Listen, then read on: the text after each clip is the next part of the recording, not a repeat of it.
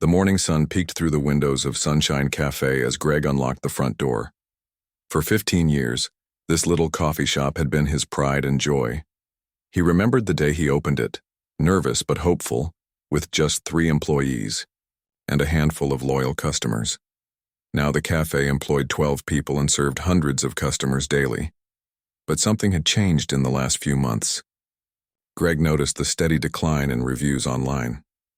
Staff seemed distracted, one review read. Another mentioned, "The cashier barely looked at me when taking my order." The comments bothered Greg deeply. This wasn't the warm, friendly place he had built from scratch. Maybe I've been away too much, Greg thought as he wiped down the counter. Since opening his second location across town last year, he split his time between both cafes, trusting his managers to handle day-to-day operations. But now he wondered if that distance had created problems he couldn't see from his office. That's when Greg hatched his plan. He would work undercover in his own cafe. Not as the owner, but as a new hire named Raj, complete with a different hairstyle and glasses he didn't actually need. He told his staff he'd be taking 2 weeks off to visit family, then had his assistant manager hire him as a temporary worker to cover the shortage. On his 3rd day working behind the counter, Greg was getting a better picture of how things really ran when he wasn't around. Some things impressed him, like how his baker came in at 4 a.m. to ensure everything was fresh, or how the morning shift leader remembered every regular customer's order. But other things worried him, particularly around one employee, a quiet cashier named Lynn who had worked at the cafe for 3 years. Lynn moved quickly between tasks, rarely speaking except when necessary for orders. Greg remembered hiring her. She had been warm and personable in her interview with an infectious laugh. But the Lynn he observed now seemed like a different person. Head down, shoulders tense, jumping slightly whenever doors slammed or voices raised. "Hey, new guy," called Phil, one of the baristas interrupting Greg's thoughts. "Table 6 needs a refill on their tea." Greg nodded and grabbed the teapot. As he passed by the register, he overheard an exchange between Lynn and a customer, a middle-aged woman with an expensive-looking handbag. "I asked for soy milk, not almond milk," the woman was saying, her voice rising. "This is the 2nd time this week. Are you even listening when people order?" Lynn's face flushed. "I'm so sorry, ma'am. I'll fix it right away." "Don't bother," snapped the woman. "I'd like to speak to your manager." Greg watched as Lynn's hands began to tremble slightly. She called over Danny, the shift manager, and then quickly retreated to make another drink. The customer launched into a complaint about Lynn's attitude and inattentiveness. What struck Greg as odd was that from what he had observed, Lynn was possibly the most attentive employee there. She just seemed afraid. After the customer left, Greg approached Danny. "That seemed rough," he said casually. "Does that happen often with Lynn?" Danny shrugged. "Lynn's been having some performance issues lately. Between you and me, I'm not sure how much longer she'll last here if the customer complaints keep coming in." This surprised Greg. Lynn had consistently received excellent performance reviews in the past. Something wasn't adding up. During his lunch break, Greg sat in the corner of the cafe, pretending to scroll through his phone while actually watching the dynamics between staff members. That's when he noticed something strange. Whenever Lynn walked by, 3 employees, Phil, Tara, and Bobby, would whisper among themselves and smirk. Once, when Lynn reached for a clean mug, Bobby deliberately moved the stack just beyond her reach, causing her to stumble slightly. "Oops," Bobby said with exaggerated innocence. "Clumsy today, aren't we?" Lynn said nothing, just retrieved the mug, and continued working. Later that afternoon, during a lull in customers, Greg was restocking sugar packets when he overheard Phil's voice from the break room. "Did you see her face when that lady complained? Priceless. One more write-up and she's toast." Tara's laugh followed. "Yeah, especially since I told that customer yesterday that Lynn always messes up orders. Some people are so easy to convince." Greg felt his stomach tighten. Were his employees deliberately setting up Lynn to fail? But why? The answer came moments later when Bobby joined the conversation. "Ever since she got Employee of the Month instead of me, I've made it my mission to make sure it never happens again." Nobody steals my bonus, especially not some quiet weirdo who doesn't even hang out with us after work. Plus, my cousin needs a job, added Tara. Once Lynn's gone, Danny already promised to hire her. Greg had heard enough. He slipped away before they noticed him listening, his mind racing with anger and disappointment. This wasn't just workplace drama. This was calculated bullying, possibly even sabotage. As the day went on, Greg paid closer attention to Lynn. He noticed how she double-checked every order before calling customers' names, how she cleaned spills that weren't hers, how she offered to stay late when another cashier wanted to leave early. Yet despite her efforts, Phil would sometimes deliberately bump into her while carrying drinks, causing small spills that Lynn would have to clean up, delaying her work with customers. Tara would forget to tell Lynn when they were running low on certain items, leading to awkward moments when Lynn had to tell customers they were out of something. And Bobby would sometimes input incorrect orders while Lynn was on break, leading to complaints when customers received the wrong items. The most revealing moment came near closing time. Lynn was wiping down tables when an elderly man approached her. Instead of the tension Greg had seen on her face all day, Lynn's expression softened as she greeted him. "How's your daughter doing?" the man asked kindly. "The treatments are working," Lynn replied with the first genuine smile Greg had seen from her. "The doctor says she's responding well, but we still have a long road ahead." "Well, you tell little May that Mr. Wilson is praying for her," the old man said, patting Lynn's hand. "And you hang in there too. You're doing great, holding down this job through everything." Lynn's eyes glistened. "Thank you. This job, the health insurance, it's everything right now. I don't know what we'd do without it." As Mr. Wilson left, Lynn quickly wiped her eyes and resumed cleaning. But Greg had seen enough to understand. Lynn wasn't just enduring workplace bullying. She was enduring it because she desperately needed this job for her sick child. When Lynn left that evening, Greg watched from the window as she hurried to the bus stop, probably rushing to pick up her daughter. He felt a mixture of anger at what he'd discovered and shame that it had happened under his roof without his knowledge. Tomorrow, he promised himself, I'll find out exactly how deep this goes. Because if there was one thing Greg prided himself on more than making great coffee, it was making sure Sunshine Cafe lived up to its name, a place that brought warmth and light into people's lives, not darkness and fear. Greg arrived at Sunshine Cafe earlier than scheduled the next morning. The street was still dark, with only a few delivery trucks making their rounds. He wanted to observe how things worked before most employees arrived. Using his owner keys, he quietly let himself in and switched on just the kitchen lights. To his surprise, Lynn was already there, organizing pastries in the display case. She jumped when she noticed him. "Oh, I didn't expect anyone else so early," she said, her hand over her heart. Greg, remembering he was Raj, the new hire, smiled apologetically. "Sorry to startle you. I couldn't sleep. Thought I'd come in early and learn the ropes better." Lynn relaxed slightly. "That's nice. Most new people try to arrive as late as possible." She went back to arranging muffins, her movements precise and practiced. "Do you always come in this early?" Greg asked, tying on his apron. Lynn nodded without looking up. "I like the quiet. Plus, I can make sure everything's perfect before—" She trailed off. "Before what?" "Nothing." Lynn shook her head. "Just before the rush." Greg busied himself with checking coffee supplies, but kept Lynn in his peripheral vision. She moved to the staff area and opened her locker. Her face fell immediately. Curious, Greg made his way over, pretending to store his jacket. What he saw made his blood boil. Someone had taped a crude drawing to the inside of Lynn's locker door. It showed a stick figure with Lynn's name, crying while surrounded by angry customers. Underneath, block letters spelled out, "Maybe if you weren't so stupid, people wouldn't hate you." Lynn quickly tore down the paper, crumpled it, and threw it in the trash. She took a deep breath, squared her shoulders, and returned to the front. Counter as if nothing had happened. Greg noticed her hands were shaking. "Does that happen often?" he asked quietly, following her. Lynn froze. "What?" The notes, do they leave them often? For a moment, Lynn looked like she might deny everything. Then her shoulders sagged. Please don't tell anyone you saw that. I don't want to make things worse.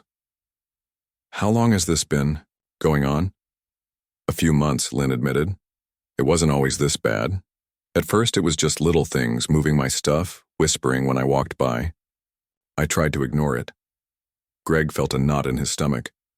Why didn't you tell the manager? Lynn gave a small, bitter laugh. Danny? She's Tara's roommate. The one time I tried to say something, she told me I was being too sensitive and needed to learn to take a joke. She checked her watch. The others will be here soon. Please, just forget you saw anything, okay? Before Greg could respond, the back door opened. Baker Joe arrived with flour-covered hands and a cheerful greeting. Lynn immediately busied herself with brewing coffee, her face carefully neutral again. Throughout the morning, Greg paid close attention to every interaction. What he saw disturbed him deeply. The bullying was subtle but constant, a carefully orchestrated campaign that most customers would never notice. When Lynn prepared a latte, Phil would accidentally bump her arm just as she was pouring the milk foam. When she took orders, Tara would stand nearby and make small coughing sounds or distracting movements. Bobby would change the music volume up and down unpredictably, making it hard for Lynn to hear customers. During a brief lull, Lynn was checking inventory when Tara approached a customer who had just walked in. Just so you know, Greg overheard Tara saying quietly, if Lynn takes your order, double-check it. She's been making a lot of mistakes lately. The customer frowned. Is she new? No. Tara sighed dramatically. Just having problems, I guess.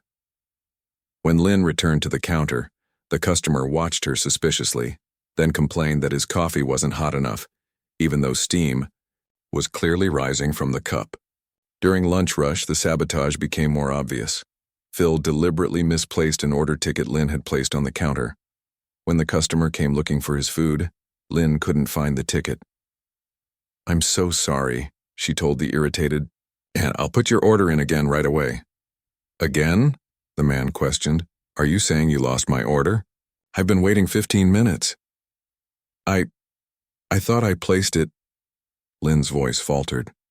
From behind the espresso machine, Greg saw Phil smirking as he pulled the missing ticket from his pocket and quietly placed it on the pickup counter.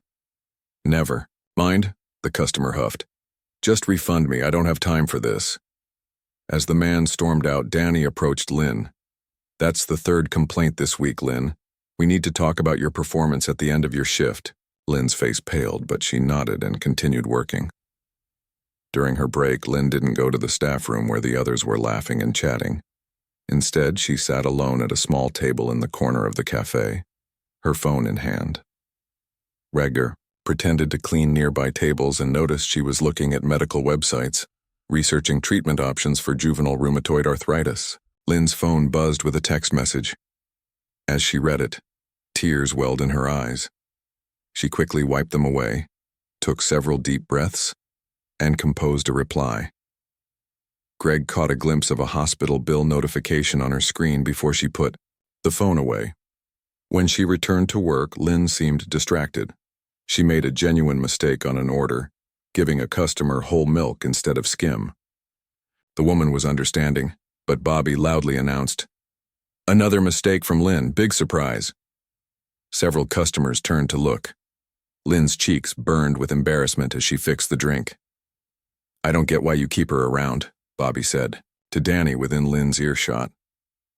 She's clearly not cut out for this job. Greg had seen enough. He decided to follow Lynn after her shift ended.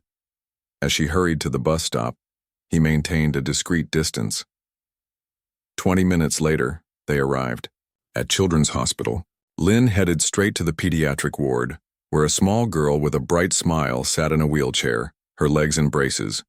Mommy! The child called out. Lynn's entire demeanor transformed. The tension melted from her face as she hugged her daughter. How's my brave girl today? Did you do all your exercises? The doctor said I'm getting stronger, the girl announced proudly. Nurse Kelly said I'm her star patient. That's because you're amazing, Lynn said, kissing her forehead. Ready to go home? Can we get ice cream? The girl asked hopefully. Lynn hesitated. Not today, sweetheart. We need to save a little this week. She lowered her voice. But I promise, when I get paid on Friday, we'll have a special treat. As Greg watched them leave together, Lynn patiently pushing the wheelchair, he understood completely. Lynn wasn't just enduring workplace bullying for a paycheck. She was doing it for health insurance that covered her daughter's medical care. That night, Greg couldn't sleep. He kept thinking about his conversation with the baker that afternoon. Joe, have you noticed how the others treat Lynn? He had asked casually. The older man had sighed heavily. I try to stay out of drama, but yeah, it's gotten bad. Lynn used to be different, she smiled, joked around. Then her kid got sick and she needed time off for hospital visits. That's when it started. Some folks resented covering her shifts. He shook his head. 2 other employees quit because of that group. Good people, too. Greg made his decision. Tomorrow he would gather more evidence. He needed to document everything before he could act. As the cafe owner, he had failed to protect his employees. But it wasn't too late to make things right. He just hoped Lynn could hold on a little longer. The next morning, Greg arrived with a plan. He had spent half the night researching workplace bullying and what he legally could and couldn't do as an employer. He hadn't slept much, but determination kept him alert. If he was going to fix this situation, he needed solid proof. He set up his phone in his shirt pocket, with the camera peeking out from behind a button. It wasn't the most sophisticated recording setup, but it would do the job. He also brought a small notebook to document times and incidents the camera might miss. The cafe was quieter than usual that morning. Lynn worked with mechanical precision, her movements efficient but lifeless. Greg noticed dark circles under her eyes and wondered if she'd had trouble sleeping too. Around mid-morning, the cafe door opened and a well-dressed man walked in. Greg recognized him immediately. Dr. Chen, a regular customer who always tipped generously. Unlike most regulars, who had their usual order, Dr. Chen liked to try something different each visit. Good morning, Lynn, he said kindly. What do you recommend today? Lynn's face brightened slightly. The cardamom latte is wonderful, especially with our new cinnamon twist pastry. Sounds perfect, Dr. Chen smiled. As Lynn prepared his drink, Tara sauntered over. Actually, doctor, the cardamom syrup batch was off yesterday. Several customers complained. You might want to try something else. Lynn's shoulders tensed, but she kept working. Dr. Chen looked confused. Really? But Lynn just recommended it. Oh, she probably didn't know, Tara said with fake sweetness. Lynn's been distracted lately. The doctor glanced between the 2 women, clearly uncomfortable with the tension. Well, I trust Lynn's judgment. I'll stick with the cardamom latte. Greg watched as Tara's smile tightened. When Lynn handed Dr. Chen his drink, he took a sip and nodded approvingly.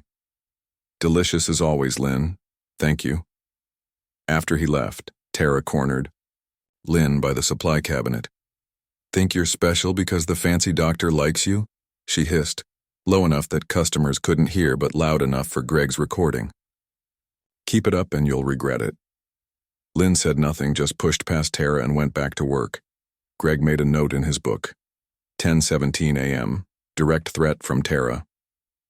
The morning progressed with more subtle incidents. Phil accidentally deleted 2 of Lynn's orders from the system. Bobby loudly announced every small mistake Lynn made while ignoring bigger errors from other staff.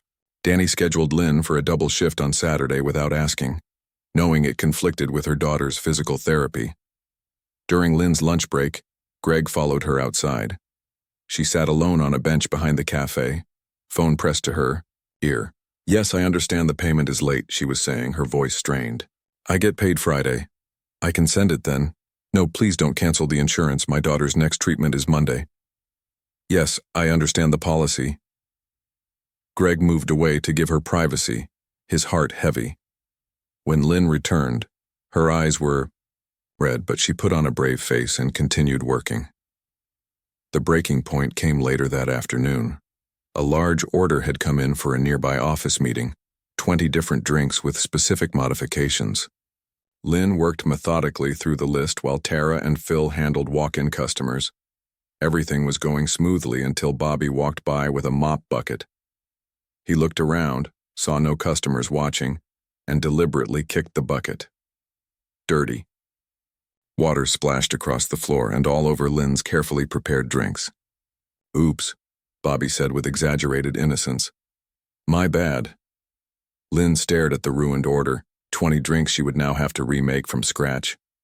For a moment, Greg thought she might finally snap at Bobby. Instead, her face crumpled. She rushed to the storage room, leaving the counter unmanned. Greg followed her after a minute, finding her hunched in the corner, breathing rapidly, tears streaming down her face. "Hey," he said gently. "Are you okay?" Lynn looked up, clearly embarrassed to be caught crying. "I'm fine," she insisted, though her shaking hands betrayed her. "I just need a minute." Greg sat on a crate beside her. "You're having a panic attack." Said, "I'm fine," Lynn repeated, but her breathing was becoming more erratic. "Try breathing with me," Greg suggested. "In for 4, hold for 4, and out for 4. Reluctantly, Lynn followed his instructions. After several cycles, her breathing steadied. "Better?" Greg asked. Lynn nodded weakly. "Thanks, I should get back. That order." "Why do you let them treat you like this?" Greg asked quietly. The question hung in the air. For a long moment, Lynn was silent, as if weighing whether to trust him. Finally, she spoke. "My daughter, Lily. She has juvenile arthritis. It started about a year ago. She woke up one morning and couldn't walk." Lynn's voice cracked. "The pain was so bad she cried for hours. The hospital bills piled up fast. Tests, treatments, specialists." She wiped her eyes with her sleeve. "This job has health insurance. Good health insurance. Do you know how rare that is in food service? I can't lose it. Lily's medications alone are over $2,000 a month without insurance." "But surely there are other jobs with benefits," Greg suggested. Lynn shook her head. "I've looked. Either they want more experience than I have, or the coverage isn't as good, or the hours won't work with Lily's appointments. And switching would mean a gap in coverage. We can't risk that. Not now when her treatment is finally working." She stood up, straightening her apron. "So I deal with it. I keep my head down and do my job. What's a little teasing compared to what Lily faces every day?" "That's not teasing," Greg said firmly. "It's harassment. It's wrong." "It doesn't matter what it is," Lynn replied, her voice tired. "What matters is Lily gets her treatments. Everything else is just noise." She checked her watch. "I need to remake those drinks." Greg followed her back to the counter where Bobby was telling a customer, "Sorry for the wait. Lynn had another one of her episodes. She does this all the time." Lynn ignored the comment and began remaking the order from scratch. Her hands moved, steadily despite everything, her focus absolute. As Greg watched her work, a customer approached him. "Excuse me, is the manager around?" "She's in the office," Greg replied. "Can I help you with something?" The woman leaned closer. "I just wanted to say something about that cashier." She nodded toward Lynn. "I've been coming here for years and I've noticed how some of the staff treat her. It's not right." Greg blinked in surprise. "You've noticed?" "Hard not to if you pay attention," the woman said. "I've cut back on coming here because it makes me uncomfortable. I used to bring my book club every Wednesday, but we go to River Cafe now. I felt like someone should know." As the woman walked away, Greg felt a wave of shame. Regular customers had noticed the bullying before he had. How many others had simply stopped coming rather than witness the toxic environment? He looked at Lynn, still diligently remaking the ruined drinks. Despite everything thrown at her, she kept going. For Lily. In that moment, Greg made his decision. He wasn't just going to document the bullying anymore. It was time to end it. Tomorrow would be his last day undercover. After that, the owner of Sunshine Cafe would return and Heads would roll. Greg arrived at the cafe earlier than usual the next morning. He had one more day as Raj before revealing his true identity, and he wanted to make it count. Overnight, he had come up with a plan. First, he needed more solid evidence.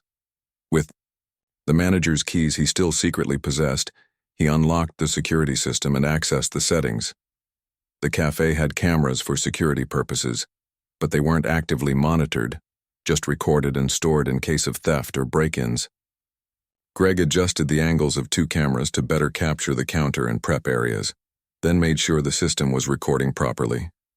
Next, he hung "Notice Area Under Video and Audio Surveillance" signs near the entrance and in the staff room, a legal requirement he'd neglected before, but now served his purposes perfectly. He wanted the bullies to know they were being watched, even if they didn't realize who was doing the watching. By the time the first employees arrived, Greg was already brewing coffee as if nothing had changed. Baker Joe nodded at the new signs. "Finally got around to that, huh?" he commented, assuming Greg was just another employee who wouldn't know the difference. "Company policy," Greg shrugged, playing along. Lynn arrived next, looking exhausted, but determined.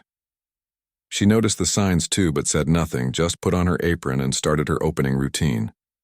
Phil, Bobby, and Tara arrived together, laughing about something on Bobby's phone.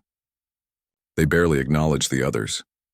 Danny came in last, looking hungover and irritable. The morning proceeded relatively normally until Greg noticed something different. The bullies were being more careful, glancing at the cameras occasionally. They weren't being kind to Lynn, but the more obvious harassment had stopped.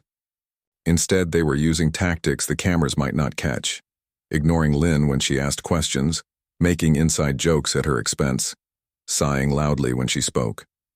During a slow period, Greg overheard Phil and Bobby talking quietly in the storage room. "What's with the cameras suddenly?" Phil whispered. "Probably because of the money missing from the register last week," Bobby replied. "You think someone reported it?" "Who knows? Just lay low for a while. We can still make her life miserable without being obvious about it." Greg made another note in his book. Money missing from the register? That was news to him. He'd need to look into that too. Around noon, an unexpected visitor arrived. Lynn's daughter Lily, accompanied by an older woman Greg assumed was a grandmother or babysitter. Lynn's face lit up with surprise. "Lily, what are you doing here?" The little girl grinned, leaning on her crutches. "Grandma picked me up early from therapy. The doctor said I could have a treat today." Lynn looked momentarily panicked, probably thinking about her budget, but quickly smiled. "Of course you can, sweetheart." As Lynn helped Lily choose a pastry, Tara sidled up to Danny by the espresso machine. "Family visit during work hours? That's not professional." Danny frowned. "You're right. I'll talk to her later." Greg had heard enough. He approached the counter where Lily was happily munching on a chocolate croissant. "That looks delicious," he said kindly. "Is it good?" Lily nodded enthusiastically. "The best. Mom makes the best treats." "Your mom works really hard here," Greg continued, loud enough for the others to hear. "Everyone thinks she's amazing." Lily beamed. "I know. She's the best mom ever. She even learns my exercises to help me practice at home." Lynn blushed, clearly uncomfortable with the attention but touched by her daughter's words. Bobby walked by, deliberately bumping into Lynn's shoulder hard enough to make her stumble. "Oops," he muttered sarcastically. Lily frowned.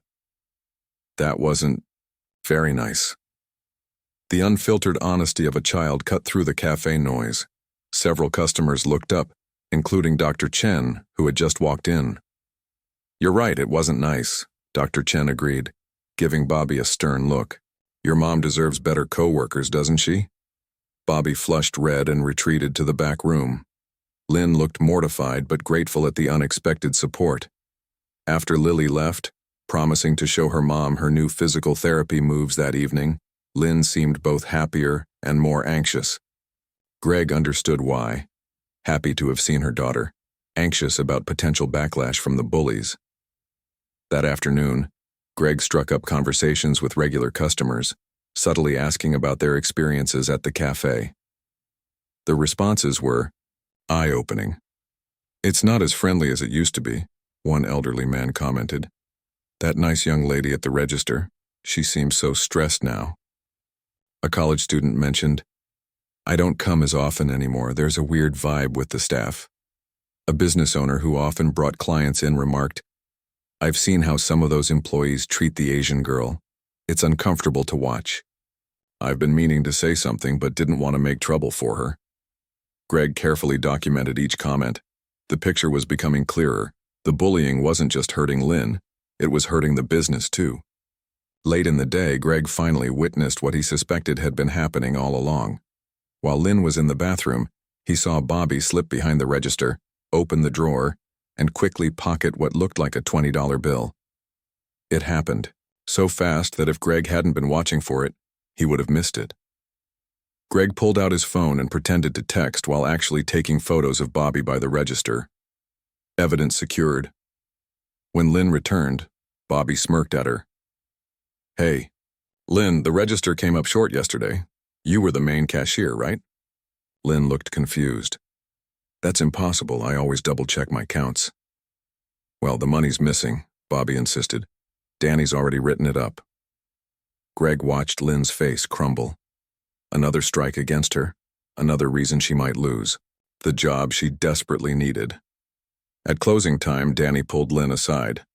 Greg pretended to clean nearby tables, ensuring his phone was recording. "Lynn, we need to talk about your performance," Danny began. "There have been multiple customer complaints. You've been emotional at work, had unauthorized family visits, and now money's missing from your register." "I didn't take any money," Lynn protested, her voice barely above a whisper. "I'm not saying—" "You did," Danny said, though her tone suggested otherwise. "But these issues add up. I'm putting you on probation. One more problem and we'll have to let you go." Lynn's hands trembled. "Please, I need this job. The health insurance—" "That's not my problem," Danny replied coldly. "Maybe you should focus more on work and less on personal issues." After Lynn left, fighting back tears, Greg stayed behind, volunteering to help Danny close up. As the manager went through the day's receipts, Greg saw his opportunity. "By the way," he said casually, "I saw something strange earlier. Bobby was by the register when Lynn was in the bathroom." Danny looked up sharply. "What are you implying?" "Nothing," Greg shrugged. "Just thought you should know since money's been missing." "Bobby's been with us for years," Danny defended. "He wouldn't do that." Greg just nodded, but he could see doubt in Danny's eyes.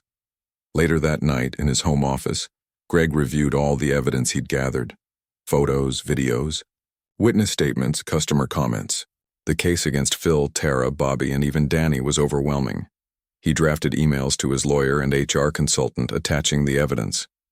Tomorrow, Raj would disappear, and Greg, the owner, would return to Sunshine Cafe with a vengeance. As he set his alarm for early morning, Greg thought about Lynn and Lily. Soon, he promised himself, they wouldn't have to worry anymore. The next morning, Greg woke before his alarm. He showered, shaved his Raj stubble, and put on a crisp button-down shirt and slacks, his typical owner attire, not the casual clothes he'd worn as a new employee. Today was the day everything would change at Sunshine Cafe. He arrived half an hour before opening, letting himself in with his owner keys. The cafe was dark and quiet. He switched on the lights, started the coffee brewers, and sat at a corner table with his laptop reviewing his notes one final time. Baker Joe arrived first, stopping short when he saw Greg. "Morning, Joe," Greg said calmly. Joe stared in confusion. "Greg, I thought you were on vacation. And where's the new guy, Raj?" Greg smiled slightly. "I am Raj. I've been working undercover in my own cafe for the past week." Joe's mouth fell open. "You... what? Why?" "Customer reviews were slipping. I needed to see what was happening when I wasn't around." Greg stood up. "And I saw plenty." Joe ran a flour-covered hand through his hair. "So you know about Lynn and all that?" "Yes, and it stops today." The door chimed as Lynn entered. She too froze at the sight of Greg. "Good morning, Lynn," Greg said warmly. "Please join us. There are going to be some changes today." Lynn looked between Greg and Joe, clearly confused. "Where's Raj?" "I'm Raj," Greg explained again. "I've been working undercover to investigate some issues at the cafe." Lynn's face paled. You own this place?" Greg nodded. "I do. And I owe you an apology for what you've been through." Lynn sank into a chair, shock written across her face. Before she could respond, the door opened again. Phil and Bobby walked in, laughing about something. They stopped abruptly when they saw Greg. "Boss, you're back early," Phil said, his smile faltering. "Staff meeting before opening," Greg said, his voice firm but calm. "We're just waiting for Tara and Danny." The tension in the room was thick as they waited. Bobby kept shooting nervous glances at Phil, while Lynn sat perfectly still, hands clasped tightly in her lap. Tara arrived next, followed shortly by Danny. Once everyone was seated around the largest table, Greg stood up. "For those who haven't figured it out yet, I've been working here this past week as Raj. I decided to go undercover after noticing a decline in customer reviews and satisfaction." Tara gasped. Danny's face flushed red. Bobby suddenly became very interested in his shoes. "What I witnessed was disturbing," Greg continued. "I saw systematic bullying, sabotage, theft, and a complete failure of management to address these issues." "I don't know what you're talking about," Phil started, but Greg held up a hand. "I have everything documented, videos, recordings, witness statements, and evidence of theft." Greg turned to Bobby. "Like you stealing from the register and blaming Lynn." Bobby's head snapped up. "That's not—" "Save it," Greg interrupted. "The security cameras caught you clearly. The police have been notified." The color drained from Bobby's face. "As for the rest of you," Greg continued, turning to Phil and Tara, "your behavior constitutes workplace harassment, which violates both company policy and labor laws." Tara's eyes filled with tears. "We were just joking around. Lynn never complained." "She did complain," Greg corrected, looking at Danny.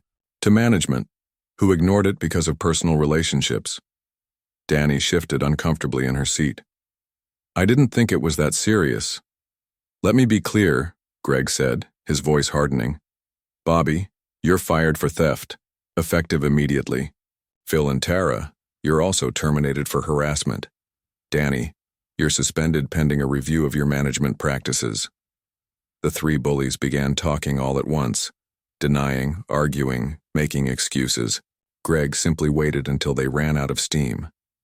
"Security will arrive shortly to escort you off the premises. You'll receive your final paychecks by mail." He nodded toward the door.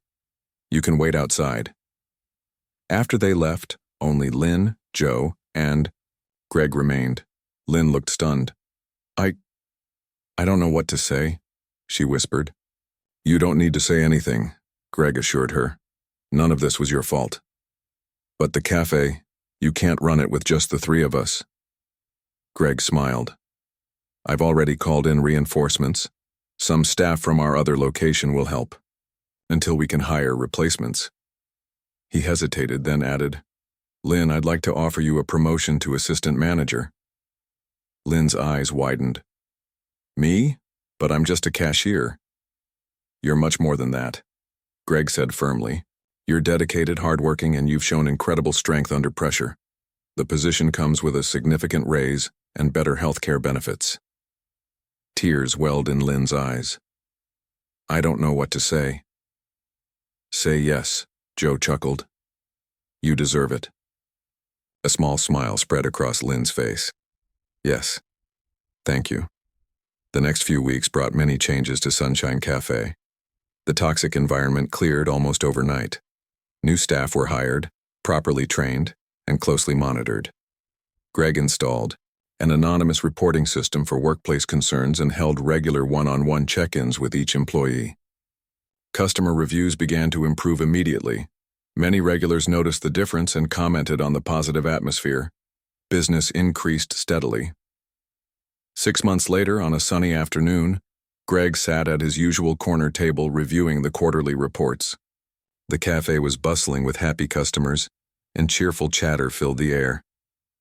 Lynn approached with 2 coffee cups. "Taking a break?" she asked, sliding one toward him. "Thanks," Greg smiled. "How's everything going?" "Smoothly," Lynn replied, taking the seat across from him. "The new hire is doing great, and we got another 5-star review this morning." "That's what I like to hear." Greg took a sip of his coffee. "How's Lily doing?" Lynn's face brightened. "Amazing. The new treatment is working wonders. She's walking without crutches now, and she even joined a swim class." "That's wonderful," Greg said sincerely. "We couldn't have afforded it without the better insurance," Lynn admitted. "You changed our lives, you know." Greg shook his head. "You earned everything you've got, Lynn. I just fixed a broken system."